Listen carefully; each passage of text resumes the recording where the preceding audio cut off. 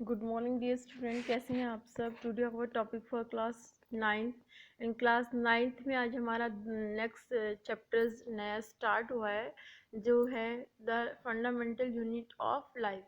कि जो हमारी लाइफ है वो किस तरह से स्टार्ट हुई है, या सबसे पहले उसमें लाइफ में हमारी किस चीज़ कौन सी चीज़ आई है, लाइफ कैसे डेवलप हुई है, ये हम आपको बताने जा रहे हैं।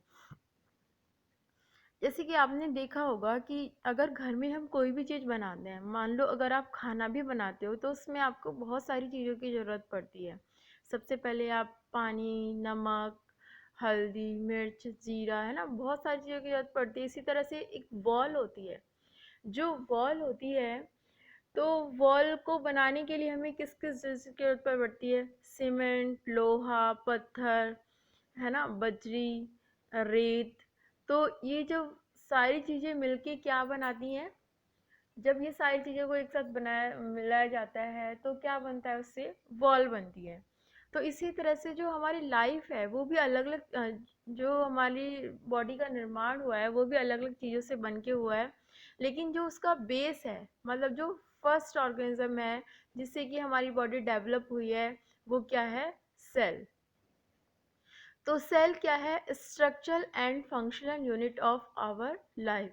हमारी जो सेल है वो हमारी स्ट्रक्चरल और फंक्शनल यूनिट है, मतलब उसी से हमारी जो बॉडी की स्ट्रक्चर है वो डेवलप हुई है, और जो सारे फंक्शंस हैं वो भी सेल के द्वारा डेवलप हुए हैं।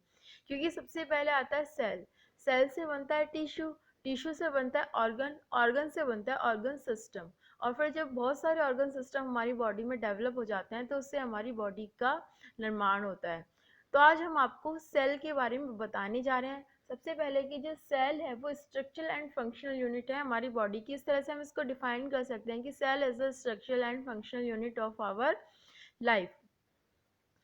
Cell was first discovered by Robert Hooke in 1665। 1665 में रॉबर्ट हुक के द्वारा सेल्स को देखा गया था, और ये जो सेल थी जो रॉबर्ट हुक ने देखी थी वो कैसी थी?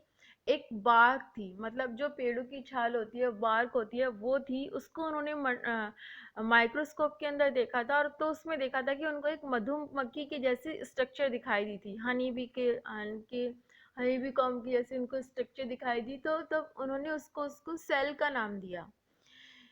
He observed the cell in a cork slide with the help of a primitive microscope। मतलब इन्होंने माइक्रोस्कोप के द्वारा उसको देखा था। Leeuwenhoek 1674 with the improved microscope discovered the first living cell in the pond water for the first time। उसके बाद दूसरे एक साइंटिस्ट आए जिसका नाम था ल्यूवेनहॉक। लेकिन जो रॉबर्ट हुक ने जो कॉक देखी थी वो डेड थी। तो लेकिन और ल्यूवेनहॉक ने जो कॉक देखी वो देखी उन्होंने पॉन्ड के वाटर्स में। एक लिविंग सेल को उन्होंने ऑब्जर्व किया फर्स्ट टाइम, तो वो लिविंग सेल थी। The cell theory that all the plants and animals are composed of cell. Cell theory है कि जितने भी प्लांट्स एंड एनिमल हैं सभी किससे बने हैं? सेल से बने हैं। And cell is the basic unit of life. इसलिए जो सेल है वो लाइफ की बेसिक यूनिट है। Was presented by two biologist. और ये चीज़ दो, मतलब ये सेल थ्योरी जो है वो टू साइंटिस्ट ने दी थी, जिनका नाम था श्लीडन एंड शॉन। श्लीडन ने 1838 में और शॉन ने 1839 में सेल थ्योरी को प्रपोज किया था। This is discovery of the electron microscope इन 1940। और ये डिस्कवरी कब हुई थी सेल थ्योरी की? 1940 में। It was possible to observe and understand the complex structure of the cell in various organelles. और फिर मतलब ये चीज़ पॉसिबल हुई थी कि जो सेल है उसको उसकी कॉम्प्लेक्स स्ट्रक्चर को देखा जा सके, उसके वेरियस ऑर्गेनली में उसमें कौन कौन से ऑर्गन्स होते हैं उनको देखा जा सके, उनके बारे में जानकारी ली जा सके। अब इसमें यूनिसेलुलर और मल्टी सेलुलर ऑर्गेनिज्म आते हैं। जो ऑर्गेनिज्म होते हैं वो भी अलग अलग टाइप्स के होते हैं, कुछ मल्टी सेलुलर होते हैं, इसी के साथ कुछ जो है वो यूनिसेलुलर होते हैं। The organism in which all the activity of the organism depend in a single cell are called unicellular organism। ऐसे organism जिनकी सारी एक्टिविटी लाइफ की ओनली वन सेल पे डिपेंड होती हैं उसको हम बोलते हैं यूनिसेलुलर ऑर्गेनिज्म। इसके एग्जाम्पल भी हैं अमीबा, क्लेमाइडोमोनास, पैरामीशियम। और यूनी का मतलब होता है सिंगल, तो मतलब ये सिंगल सेल ऑर्गेनिज्म है जिसके मैंने अभी आपको एग्जाम्पल बताए हैं, और इनकी सारी जो भी एक्टिविटी हैं वो ओनली एक ही सेल पे डिपेंड होती हैं। On the other hand, many cell groups together in a single body and assume different function. इसी के साथ ही हमारे सेल्स में जो हमारी बॉडी में अलग अलग सेल्स होती हैं, ग्रुप बना के रहती हैं, वो अलग अलग फंक्शंस को हमारी बॉडी में डेवलप करती हैं। It is called multi cellular organism, और हम इनको बोलते हैं मल्टी सेलुलर। जैसे कि मल्टी है वो अपने नाम से इंडिकेट कर रहा है कि बहुत सारी, उसमें मैनी, उसमें बहुत सारी सेल्स जो हैं वो एक साथ जुड़ी रहती हैं, जो कि काम करती हैं किसका, अलग अलग ग्रुप्स में बढ़ के अलग अलग काम करती हैं, और इस तरह की जो ऑर्गेनिज्म होते हैं उनको हम बोलते हैं मल्टी सेलुलर ऑर्गेनिज्म। और इसके एग्जांपल हैं फंगई, प्लांट्स एंड एनिमल्स। जैसे कि आपने अपनी बॉडी में भी देखिए, हमारी बॉडी कितने ज़्यादा फंक्शंस करती है, वो फंक्शंस सारे किसके ऊपर डिपेंड होते हैं, सेल के। तो इस तरह से जो ह्यूमन बींग्स हैं वो कैसे ऑर्गेनिज्म है, मल्टी सेलुलर ऑर्गेनिज्म, क्योंकि उनकी बॉडी में डिफरेंट फंक्शन करने के लिए डिफरेंट डिफरेंट टाइप की सेल्स जो हैं वो डेवलप हैं। The shape and size of the cell are related to the specific function they perform. जो साइज है सेल का या शेप है वो रिलेट करता है कि जो सेल है वो किस तरह का फंक्शन कर रही है। Some cell like amoeba change their shape.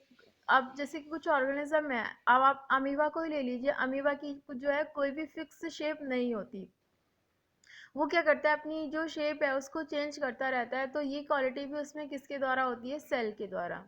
In some cases the cell shape could be more or less fixed and peculiar for a particular type of cell। और कुछ केसेस में ऐसा होता है कि जो सेल है कभी कभी वो कम फिक्स होते हैं, कभी कभी वो बहुत ज़्यादा फिक्स होती है, एक पर्टिकुलर टाइप की सेल होती है। जैसे कि नर्व सेल है, nerve cell is a type of typical cell. जो नर्व सेल है वो एक टिपिकल टाइप की सेल है। अब नेक्स्ट इसमें आता है कि what is a cell made up of. जो सेल है वो किस तरह से बनी होती है, उसके क्या क्या कंपोनेंट है। तो आप इस पहले आप इस डायग्राम को देखिए, इसमें बहुत सारी ह्यूमन बॉडी की सेल्स दी हुई हैं। फर्स्ट है smooth muscle cell, second blood cell, nerve cell, ovum, bone cell, sperm, fat cell. इस तरह से ह्यूमन बॉडी में कितने तरह की जो सेल हैं वो डेवलप होती हैं, और सबका जो है वो अलग अलग फंक्शन होता है। तो हमारी बॉडी मल्टी सेलुलर है, और हमारी मल्टी सेलुलर बॉडी में हर सेल की हर एक ऑर्गन का अलग अलग फंक्शन है। सेल की स्ट्रक्चर में सबसे पहले आती है प्लाज्मा मेम्ब्रेन और cell membrane. Plasma membrane, membrane जो अपने नेम से इंडिकेट करे किसी चीज के ऊपर का कवर। तो प्लाज्मा मेम्ब्रेन क्या है कि this is the outermost covering of the cell. ये एक ऊपर का कवर है सेल के, that separate the content of the cell from the external environment. जो क्या करती है, एक्सटर्नल एनवायरनमेंट की जितने भी कंटेंट है उनसे जो सेल है वो अलग रहती है। द प्लाज्मा मेम्ब्रेन अलाउ और permit the entry and exit of some material and out of the cell. जो प्लाज्मा मेम्ब्रेन है बस वो कुछ ही मटेरियल को हमारी बॉडी में अंदर जाने देती है, बाकी सबको वो बाहर निकालती रहती है। It prevent movement of some other material. The cell membrane therefore is called selectively permeable membrane. जो अभी आपने सुना, मैंने जो बताया कि सेलेक्टिवली परमेबल मेम्ब्रेन, मतलब प्लाज्मा मेम्ब्रेन वो मेम्ब्रेन है जो कि सेलेक्टेड चीज़ों को ही हमारी बॉडी के अंदर जाने देती है, बाकी को क्या कर देती है, आउट कर देती है। How does the movement of substance takes place into the cell, how do substance move out the cell. अब क्वेश्चन ये आता है कि जो सेल है वो उसमें मूवमेंट कैसे हो जाता है, सब्सटेंस का अंदर कैसे जाते हैं और बाहर की साइड कैसे आते हैं। तो हम आपको बताने जा रहे हैं कि some substance like carbon dioxide and oxygen can move across the cell membrane by a process called diffusion. हमारी बॉडी में क्या होता है कि ऑक्सीजन अंदर जाती है और कार्बन डाइऑक्साइड बाहर आती है। ये सब किसके द्वारा होता है, प्लाज्मा सेल मेम्ब्रेन के अक्रॉस के द्वारा होता है, और इस प्रोसेस को हम डिफ्यूजन बोलते हैं। कार्बन डाइऑक्साइड का बाहर आना और ऑक्सीजन का अंदर जाना। We have studied the process of diffusion in earlier chapter. We saw that the is spontaneous movement. अब पहले भी आपने अलग अलग चैप्टर्स में इसको पढ़ा होगा, और इस तरह का जो मूवमेंट होता है बाहर और अंदर जाने का, तो उसको हम बोलते हैं spontaneous movement. concentration of a region where its concentration is low. Something similar to this happen in cell. For example, some substance like carbon dioxide which is cellular waste and required to the excrete out of the body. अब जैसे कि जो carbon dioxide है वो क्या है, हमारी body में एक वेस्ट मटेरियल है जिसको हमें क्या होता है, बाहर निकालना होता है. तो ये प्रोसेस भी किसके द्वारा होता है, सेल के द्वारा. Accumulate in high concentration inside the cell. The cell external environment. The concentration of carbon dioxide is low as compared to that inside the cell. जो जो कार्बन डाइऑक्साइड की concentration होती है वो low होती है और इसीलिए ये मूव करती है हायर कंसंट्रेशन से लोअर कंसंट्रेशन की ओर. Similarly, the enter of the cell, the process of diffusion when the level or concentration of oxide inside the cell decrease. अगर सेल का डिफ्यूजन का प्रोसेस नहीं होगा तो कार्बन डाइऑक्साइड का जो प्रोसेस होगा वो कैसा हो जाएगा, हमारी बॉडी में डिक्रीज हो जाएगा.